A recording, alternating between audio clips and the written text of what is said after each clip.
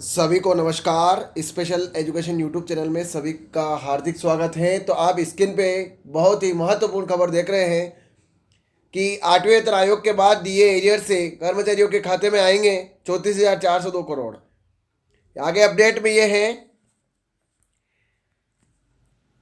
कि खुशखबरी है कि केंद्रीय कर्मचारियों और पेंशन भोगियों के लिए बड़ी राहत की खबर है।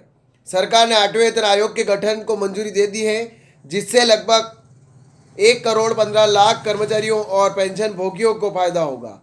इसके साथ ही सरकार ने 18 महीने के डीए एरियर के रूप में 34,402 करोड़ रुपए देने का फैसला किया है। यह राशि कर्मचारियों के खाते में किस्तों में जमा की जाएगी। आगे ये है, आठवां वेतन आयोग 1 जनवरी 2026 से लागू होने की संभावना है। इससे कर्मचारियों की बेसिक सैलरी, भत्ते और पेंशन में काफ़ी बढ़ोतरी होने की उम्मीद है। साथ ही डीए एरियर की घोषणा से कर्मचारियों को अतिरिक्त आर्थिक लाभ मिलेगा। आइए इस महत्वपूर्ण घोषणा के बारे में विस्तार से जानें। आठवें वेतन आयोग एक नज़र में है कि विवरण और जानकारी। लागू होने की तिथि 1 जनवरी 2026। लाभार्थी यानी कि लगभग 1,15,00,000 केंद्रीय कर्मचारी और पेंशन भोगी। अनुमानित वेतन वृद्धि 25 से 35%। न्यूनतम बेसिक सैलरी 18,000 से बढ़कर 34,560 रुपये। फिटमेंट फैक्टर 2.57 से बढ़कर 2.86 ये है अनुमानित। डीए एरियर राशि 34,402 करोड़ रुपए। डीए एरियर अवधि 18 महीने। आठवें वेतन आयोग की प्रमुख विशेषताएं तो वेतन वृद्धि। आठवें वेतन आयोग के तहत केंद्रीय कर्मचारियों के वेतन में 25 से 35% तक की बढ़ोतरी हो सकती है। न्यूनतम सैलरी वर्तमान में 18,000 रुपये की न्यूनतम बेसिक सैलरी से बढ़कर 34,560 रुपये तक हो सकती है। फिटमेंट फैक्टर सातवें वेतन आयोग में 2.57 का फिटमेंट फैक्टर था, जो आठवें वेतन आयोग में बढ़कर 2.86 हो सकता है।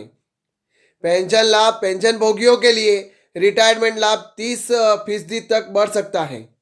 भत्तों में वृद्धि, डीए, एचआरए और टीए जैसे भत्तों में भी बढ़ोतरी की जा सकती है। डीए एरियर 34,402 करोड़ रुपए का बड़ा पैकेज।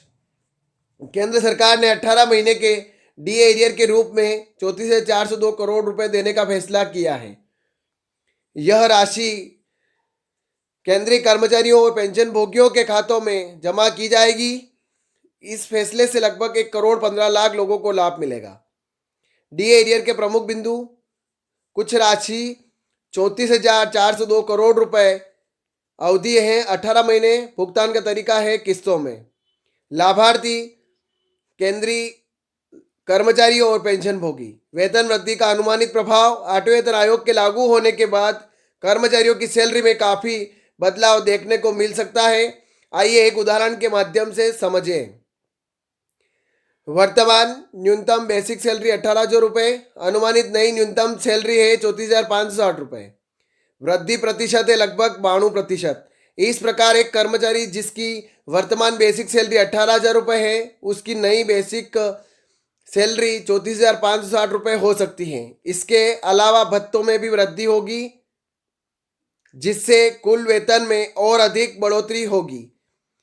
इस प्रकार एक कर्मचारी जिसकी वर्तमान बेसिक सैलरी 18,000 रुपये है, उसकी नई बेसिक सैलरी 34,560 रुपये हो सकती है। इसके अलावा भत्तों में भी वृद्धि होगी, जिससे कुल वेतन में और अधिक बढ़ोतरी होगी। पेंशन भोगियों के लिए लाभ। आठवें वेतन आयोग से पेंशन भोगियों को भी बड़ा फायदा होने की उम्मीद है। वर्तमान में न्यूनतम पेंशन 9,000 रुपये है, मासिक है, जो बढ़कर 25,740 रुपये मासिक हो सकती है। यह लगभग 186% की वृद्धि होगी। पेंशन वृद्धि का उदाहरण। वर्तमान न्यूनतम पेंशन 9,000 रुपये मासिक। अनुमानित नई पेंशन है 25,740 रुपये मासिक और वृद्धि प्रतिशत है लगभग 186%। उच्च पदों से सेवानिवृत्त कर्मचारियों की अधिकतम पेंशन 3,57,500 रुपये मासिक तक पहुंच सकती है। महंगाई भत्ता और महंगाई राहत।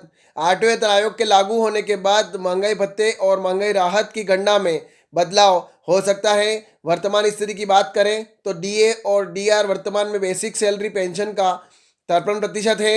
यह दर साल में 2 बार संशोधित की जाती है, 1 जुलाई और 1 जनवरी से। संभावित परिवर्तन: 8वें वेतन आयोग के लागू होने पर मौजूदा डीए और डीआर को बेसिक सैलरी पेंशन में मर्ज किया जा सकता है। नया डीए और डीआर 0 से शुरू हो सकता है और फिर धीरे धीरे बढ़ेगा। एचआरए यानी हाउस रेंट अलाउंस में संभावित बदलाव।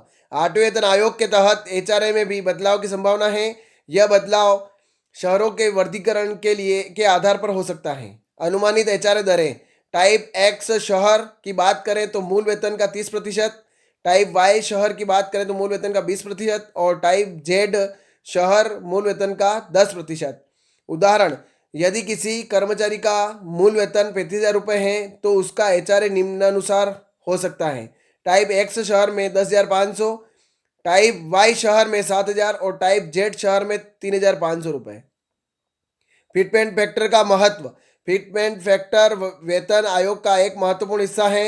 यह एक गुणक है जिसका उपयोग संशोधित वेतन की गणना करने के लिए किया जाता है। आगे ये है फिटमेंट फैक्टर का प्रभाव। 7वें वेतन आयोग में फिटमेंट फैक्टर 2.57 था। 8वें वेतन आयोग में यह बढ़कर 2.86 हो सकता है। इससे न्यूनतम वेतन 18,000 से बढ़कर 51,000 रुपये से अधिक हो सकता है। 8वें वेतन आयोग का समय सारणी: तो 8वें वेतन आयोग के गठन और कार्यान्वयन की संभावित समय सारणी इस प्रकार हो सकती है। 2025 आयोग का गठन और कार्य प्रारंभ: 2025-26 में आयोग द्वारा अध्ययन और सिफारिशें तैयार करना। 1 जनवरी 2026 सिफारिशों का कार्यान्वयन करना। रेलवे मंत्री अश्विनी वैष्णव ने कहा कि 7वें वेतन आयोग का कार्यकाल 2026 में समाप्त हो रहा है, इसलिए 2025 में इस प्रक्रिया को शुरू करना उचित होगा। 8वें वेतन आयोग का प्रभाव: 8वें वेतन आयोग का प्रभाव न केवल केंद्रीय कर्मचारी और पेंशन भोगियों पर पड़ेगा बल्कि इसका असर देश की अर्थव्यवस्था पर भी देखने को मिलेगा। सकारात्मक प्रभाव: कर्मचारी की क्रय शक्ति में वृद्धि, अर्थव्यवस्था में मांग बढ़ने की संभावना और सरकारी क्षेत्र में नौकरियों की आकर्षकता में वृद्धि। चुनौतियां: सरकार पर वित्तीय बोझ में वृद्धि, मुद्रास्फीति पर संभावित प्रभाव, निजी क्षेत्र के साथ वेतन असमानता में वृद्धि की संभावना। 8वें वेतन आयोग और डीए एरियर की घोषणा केंद्रीय कर्मचारियों और पेंशन भोगियों के लिए एक बड़ी राहत है। इससे उनकी आर्थिक स्थिति में सुधार होने की उम्मीद है। हालांकि इसके कार्यान्वयन और प्रभाव को लेकर कई चुनौतियां भी हैं। सरकार को इन चुनौतियों का सामना करते हुए एक संतुलित दृष्टिकोण अपनाना होगा। तो ये खबर थी, ज़्यादा से ज़्यादा शेयर करें, लाइक करें, कमेंट करें आपको खबर कैसी लगी। और अब मेरे चैनल पर यानी स्पेशल एजुकेशन यूट्यूब चैनल पर पहली बार विजिट कर रहे हैं, चैनल को सब्सक्राइब जरूर करें और इस प्लेटफॉर्म पर बने रहिए।